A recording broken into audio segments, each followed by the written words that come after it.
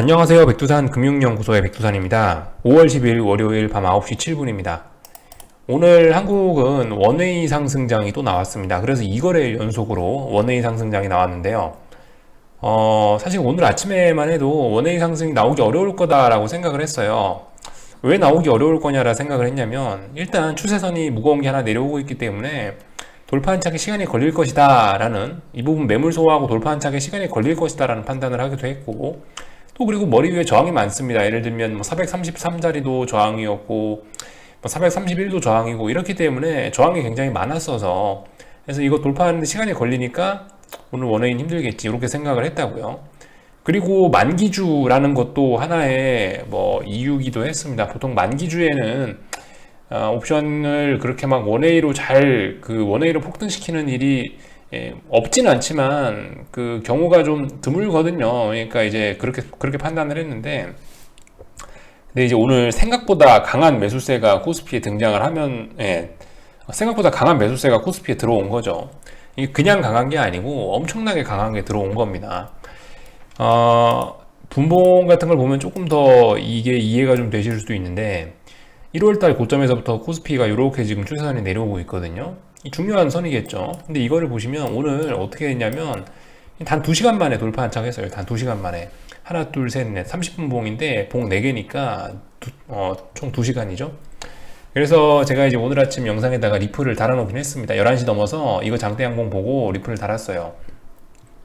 이거를 넘어가고 있기 때문에, 그러니까 이거를 못 넘어가면, 여기 있는 추세선을 못 넘어가고 있으면은 오늘 비리비리하고 숏을 볼 수가 있는데, 이거 중요한 추세선을 이게 돌파 안착을 해버리면은 위쪽으로 이 자리부터는 시세가 생각보다 강하게 터져나올 수 있다라는 식으로, 그래서 이 11시에 이 양봉을 보고 제가 일단 그렇게 글을 남겨놨습니다.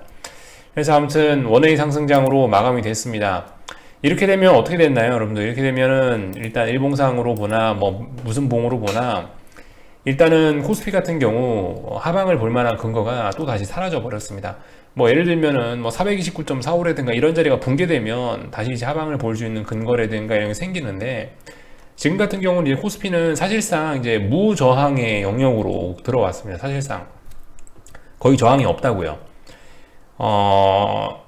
물론 뭐 여기 보시면 448이라는 자리, 1월달 만들어 놓은 고점이 448인데요.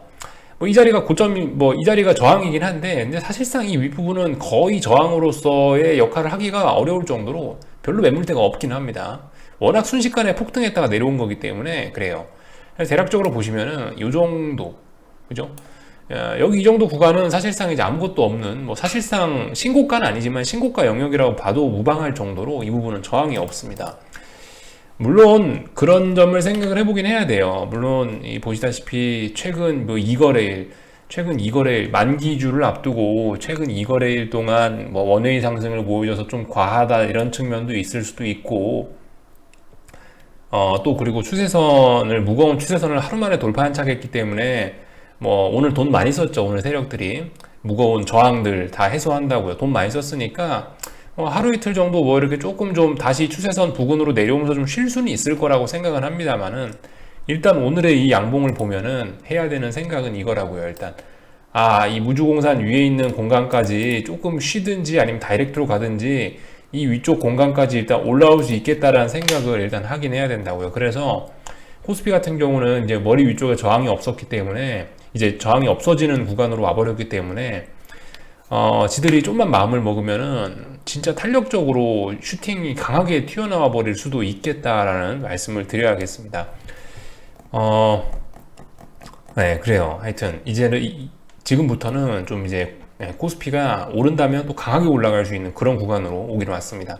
물론 뭐 말씀드렸다시피 하루 이틀 쉬었다 갈지 어쩔지 모르겠지만, 일단 오늘 양봉을 보고 해야 되는 생각은 그거라고요. 생각보다 코스피가 이제 강하게 튀어 올라갈 수 있다라는 거. 이것도 제가 예전부터 말씀드리지만 이것도 같이 생각을 해 보셔야 돼요. 시세라는 게 보통 보시면 투매에서 시작을 해가지고 이렇게 올라오기 시작하다가 기울기가 0에서부터 해서 이렇게 가팔라지기 시작한다고요. 그 마지막은 수직으로 오른다라고 말씀드렸죠. 이 시세가 가면 갈수록 이 기울기가 가팔라지게 이렇게 오른다고요. 이런 점들을 생각해 보시면, 만약에 코스피가 위쪽으로 더 올라가기로 마음을 먹는다면 정말 무섭게 올라갈 수도 있다. 가능성 열어놓으셔야 되겠습니다. 그러니까 제가 예전에 이제 이런 표현을 썼다가 한동안 안 썼었죠. 지금 코스피는 4%, 그러니까 이게 그 사이드카급 시세를 보여줬다라고 말씀드렸지 않습니까? 이제 근데 만약에 여기서 코스피가 또 오르겠다라고 마음을 먹는다면은 다음은 이제 서킷 브레이크급의 서킷 브레이크급의 시세를 구경할 수 있다. 이런 점을 예전에 말씀드렸는데 이제 이런 가능성 이제 좀 열리게 된 겁니다. 그래서 좀 주의를 하셔야 되겠다라는 겁니다. 물론 이 모든 것은 뭐 해외 시장 분위기에 달렸죠. 그죠? 해외 시장이 또 이제 허가를 해주면은 폭등도 가능하고 그렇긴 한 건데, 아무튼 일단 한국 시장만 보면은요, 오늘 무거운 저항들까지 다 돌파한 착해서 위쪽으로 이제 거의 저항이 없는 구간까지 올라왔다라는 게 핵심적인 내용입니다. 그래서 뭐 말씀드렸다시피 지금 이런 구간에서는 당분간 숏은 일단은 좀 마음을 접어놔야 되는 게 맞긴 맞는 것 같습니다. 물론 여전히 저는 그 주식이 비싸고 금융위기가 올 것이라고 그런 생각을 하면서 여전히 보고 있지만은, 그럼에도 불구하고 지금 현재 당장으로서는 어떤 하방 베팅의 근거가 사라지고 당장으로서는 더 올라가려고, 또 그리고 심지어 4%급이 아니고 이때가 4%급의 폭등이었죠. 심지어 지금 같은 경우는 뭐 8%급의 폭등을 주려고 하는 건가 의심 정도 해봐야 되는 그런 상황에 와 있다고요. 뭐 당연히 코스피가 이렇게 강한데 코스닥이 죽겠습니까? 그죠? 코스닥 시장도 똑같을 거예요. 코스닥 시장도 뭐 보시다시피 오늘 그 1400, 코스닥 150 선물 기준으로 1400이 그 넥라인이었는데 이 자리 다시 살짝 돌파 안착하는 모습이 나왔습니다. 지금 같은 경우는 일단 해외 시장 분위기에 따라서 뭐 콜옵션이 원웨이로 뭐 좀 더 폭등을 할 수도 있는 상황이고, 아니면 뭐 좀 되돌릴 수도 있는 상황이고, 뭐 이런 모습입니다. 사실 지금 같은 경우는 워낙 이제 민감한 자리에 와 있기 때문에 제가 뭐 이렇다 저렇다 말씀을 못 드리겠습니다. 단지 아무튼 숏을 베팅하기는 지금은 이제 타이밍이 아니라는 겁니다. 숏을 베팅을 할 거면은 최소한 말씀드렸다시피 다시 429.45라는 자리를 붕괴시키거나, 아니면 이거 최소한 다시 음봉으로 되돌려서 이 추세선 안쪽으로 다시 되돌리거나, 이런 모습이 나와줘야지 뭘 할 수가 있는 거지. 아무튼 근데 뭐 지금 상황에서 뭐가 어떻게 될지는 몰라요. 얘가 뭐 슈팅을 줄지, 아니면 여기서 모르죠. 뭐 그럴 가능성도 있어요. 여기가 이제 이렇게 하고 내일부터 기적적으로 또 시장이 꺾일 수도 있습니다만, 그거는 어쨌든 지금 모르는 일이지 않습니까? 그죠? 그러니까 지금 당장은 일단 시장이 올라가려고 마음 먹었구나, 무거운 저항을 장대 양봉으로 돌파했다라는 게 일단 오늘의 내용이 되겠습니다. 아무튼 변동성 지수 같은 경우는 그래서 다시 살아나기 시작했고요. 참 정말 재밌는 게, 어쨌든 이 아슬아슬하게 쌍바닥을 만들면서 살아나고 있는데, 웃기는 게 이게 지수가 하락하면서 가는 게 아니고 지수가 상승하면서 또 변동성을 살리고 있습니다. 이런 모습들이 좀 나오고 있다는 점 참고를 하셔야 되겠고, 네, 하여튼 뭐 한국 같은 경우는 그래서 무게중심이 확 위쪽으로 쏠려가지고 일단 뭐 당분간 더 오를 수 있다, 이렇게 보시는 게 좋을 것 같고, 뭐 다른 거 특별히 뭐 볼만한 거 있을까요? 풋옵션 죽고 있고 콜옵션 올라오고 있고, 콜옵션들이 지금 보시면 죽었다 죄다 살아났어요. 물론 뭐 만기주라는 점을 감안해야 될 겁니다. 만기주에 제가 뭐 말씀드리지만 만기주에 계속 원웨이 상승, 원웨이 폭락 이런 게 불가능한 건 아닌데, 근데 이제 그러기가 좀 쉽지는 않거든요, 만기주에. 아무튼 만기주 월요일 날에 콜옵션이 시세를 좀 많이 주긴 줬다라는 걸 일단은 감안을 하긴 해야 될 것 같습니다. 어떻게 될지는 뭐 저도 잘 모르겠는데, 보통 1년이 12개월이잖아요. 그 중에서 이제 한 번 정도는 만기일 내내 원웨이로 폭등하거나, 아니면은 뭐 한 번 정도 원웨이로 계속 폭락하거나, 요런 만기도 1년에 한 번 정도는 보통 나오는 것 같긴 하더라고요.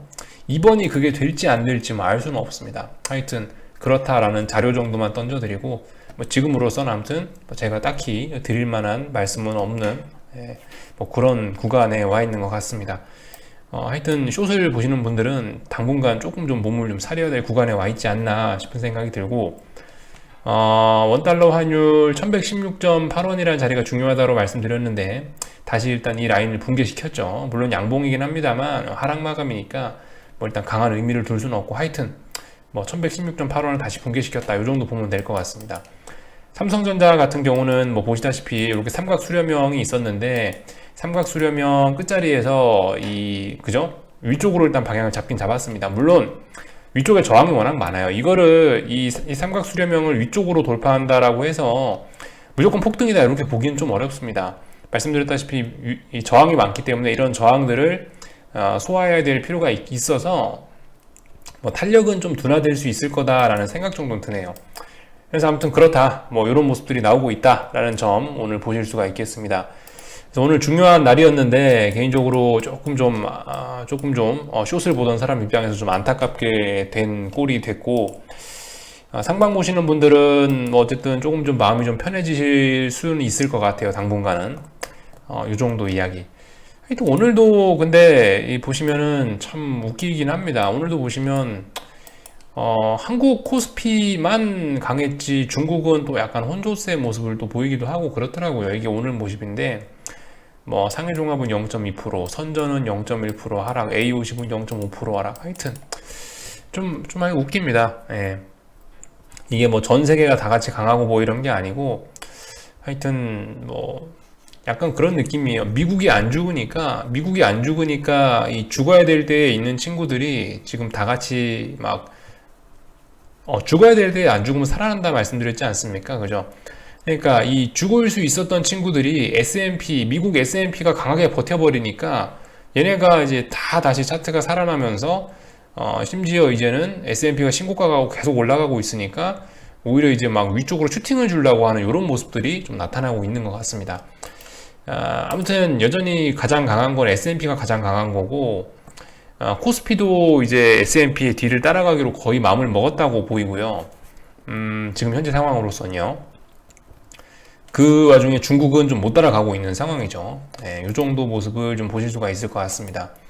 아직도 혼조한 뭐 일본 모습들 뭐 이런 하여튼 그렇습니다. 뭐 일본 같은 경우는 좀 혼조하기도 하고, 지금 같은 경우는 약간 각계 전투들 다들 하고 있는 것 같아요. 중국은 중국 따로, 코스피는 코스피 따로, S&P는 S&P 따로, 나스닥은 나스닥 따로, 지네들끼리 따로따로 놀고 있다. 뭐 이런 모습을 뭐 하여튼 보실 수가 있을 것 같습니다.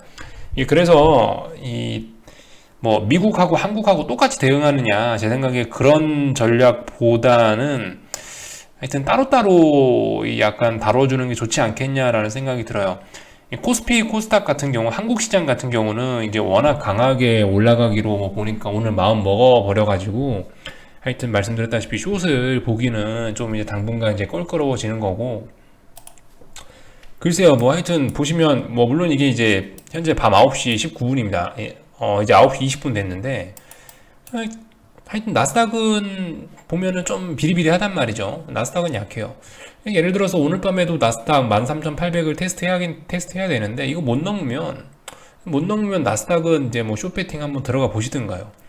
S&P 같은 경우는 또 계속 뭐 강하고 있으니까 뭐 S&P는 그죠? 그 S&P는 숏을 잡으면 안 되겠죠. 그러니까 지금 뭔가 내가 숏 배팅을 해보고 싶다라고 해서 그나마 해볼 수 있는 거는 나스닥이 13,800 넘어가지 않는 거 보면서 나스닥 숏 정도는 잡을 수 있는데, 그죠? 다른 거는 근데 하면 안 된다라는 겁니다. 예를 들어서 뭐 나스닥이 13,800을 못 넘었네라고 생각하면서, 예를 들어 오늘 못 넘었다라고 쳐요. 내일 아침 9시에 그러니까 내일 아침 7시쯤 일어났는데 미국장 마감을 봤는데 얘가 또 못 넘고 밀렸어요. 나스닥이. 그렇다고 해서 한국장은 숏을 잡기는 좀 애매하다는 겁니다. 그러니까 13,800을 아직 못 넘어간 건 나스닥이지, 코스피 같은 경우는 오늘 중요한 라인들을 다 넘어가 버렸다는 겁니다. 그래서 코스피는 말씀드렸다시피 어딘가를 붕괴시키기 전까지는 얘는 일단 위쪽으로 보고 있어야 돼요. 더 올라갈 수 있다라는 생각을 일단 하면서 보긴 봐야 된다는 겁니다. 물론 나스닥은 약하지만 S&P 지금 코스피 같은 경우는, 코스닥 같은 경우는, 한국 시장 같은 경우는 이게 너무 오늘 강하게 위쪽으로 뿜어내면서 중요한 저항을 다 돌파한착해버렸기 때문에 탄력이 붙을 수도 있는 그런 구간이라고요. 그러니까 약간 이게 미국하고 한국하고 같이 숏을 봐야지 이런 게 아니고 미국은 미국 따로, 한국은 한국 따로 이런 식으로 보시는 게 조금 더 맞지 않을까 싶습니다. 지금 상황에선요. 하여튼 뭐 말씀드렸다시피 둘 다 같이 가야 됩니다. S&P하고 나스닥하고 결과적으로 같이 가야 돼요.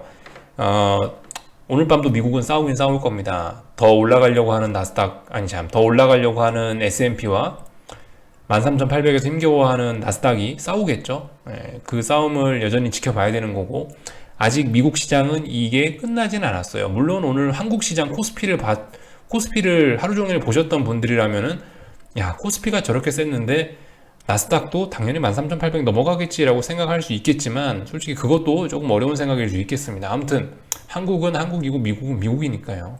한국은 오늘 중요한 저항들을 다 돌파한 차겠지만, 아무튼 미국은 아직 오늘 밤에 저 13,800이라는 자리를 놓고 싸우긴 싸워봐야 된다라는 겁니다. 둘이 분명히 같이 갈 거예요, 그죠? S&P가 계속 무시하고 그 S&P가 계속 나스닥 하락을 무시하면서 계속 올라갈 수도 있을 거고, 아니면 그 나스닥이 S&P를 붙잡고 이렇게 쭉 끌어내릴 수도 있을 거고, 하여튼 뭐 그럴 겁니다. 아직 얘네 싸움은 아직 끝난 게 아니고, 글쎄요, 얘네 싸움 결과에 따라서 뭐 코스피의 상승 탄력이 조금 뭐 둔화될 수 정도는 있겠죠, 그죠? 예를 들어서 뭐 미국이 오늘 저녁에 막 하락 마감하고 이래버리면 내일 한국이 당장 속 시원하게 오르긴 조금 어려울 거 아니에요. 눈치를 봐야 되니까. 이제 그 정도로 이제 미국 시장과 한국 시장의 그런 온도차를 시장에 해석하시면은 괜찮지 않을까라는 생각을 하고 있습니다. 그래서 뭐 이 정도 이야기를 드렸고요. 참고로 이제 월요일이라서 이번 주 증시 일정 좀 간단하게 이거 두 가지 정도는 좀 보셨으면 좋겠어요. 내일 중국에서 이제 CPI하고 PPI가 발표가 된다고 합니다. 이게 뭐냐면 인플레이션과 관련된 지표들이죠. 그러니까 요거 중국이 요즘에 인플레이션이란 지표에 굉장히 많이 흔들리고 있습니다. 증시가. 그러니까 이 지표들 잘 보셔야 될 것 같고, 금리와 관련돼서 5월 12일 날 미국 시간으로 5월 12일 날 13시쯤이니까 아마 한국에 반영되면 13일 날에 반영될 겁니다. 12일이 수요일인가요? 그죠? 12일이 수요일이네요. 예. 그러니까 목요일 날 한국 만기일에 반영이 됩니다. 이 미국 국채 입찰, 10년물 국채 입찰이 12일 날 있거든요. 그래서 이 이벤트도 사실 시장에 굉장히 중요한 영향을 미칠 것 같습니다. 지금 이 고용지표는 굉장히 안 좋게 나왔죠. 고용지표 안 좋게 나왔는데, 지금 시장이 주목하고 있는 지표는 말씀드렸다시피 두 가지죠. 하나는 고용지표고 하나는 인플레이션입니다. 고용지표는 연준이 얼마나 긴축을 할 수 있냐 없냐, 경제 상황이 얼마나 좋아지냐 나빠지냐를 직접적으로 보여주는 그런 바로미터 같은 지표로서 사용이 되고 있는 거고, 인플레이션 같은 경우는 그죠? 뭐 부양책을 더 지속할 수 있을지 없을지, 뭐 요런 여부들, 뭐 채권, 하여튼 뭐 그런 시장 쪽하고 좀 많이 채권이라든가 이런 쪽하고 좀 많이 연관이 되는 거니까, 하여튼 지금 시장의 경제지표 핵심 두 가지라고 한다면 하여튼 뭐 말이 좀 꼬이긴 했는데, 고용지표하고 인플레이션입니다. 그러니까 국채금리 이런 것도 잘 보셔야겠죠. 12일 날에 있는 거.